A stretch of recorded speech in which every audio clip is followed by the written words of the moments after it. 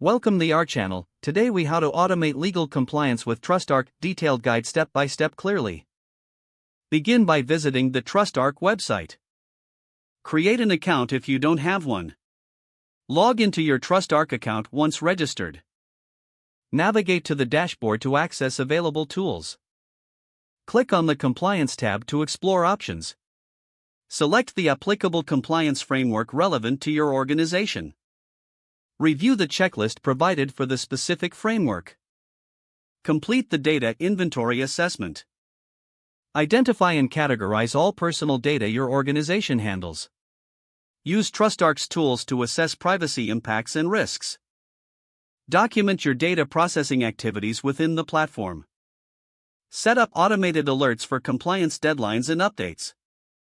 Utilize the reporting feature to generate compliance reports. Regularly review and update your compliance practices. Engage with TrustArc's support for any questions or challenges. Finally, ensure you monitor ongoing compliance as regulations evolve. If the page does not load, refresh the browser or try again in a private or incognito window. Make sure you are using the correct email address, then retype it carefully to avoid small typos. If your password is not accepted, use the reset option and create a new strong password. You can check your spam folder for verification or security emails, then complete any requested confirmation steps.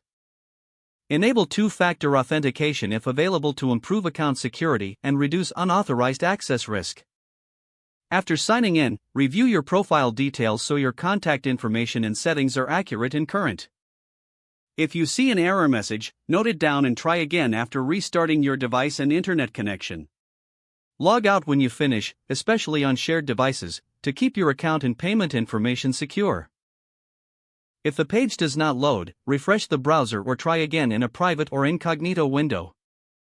Make sure you are using the correct email address, then retype it carefully to avoid small typos.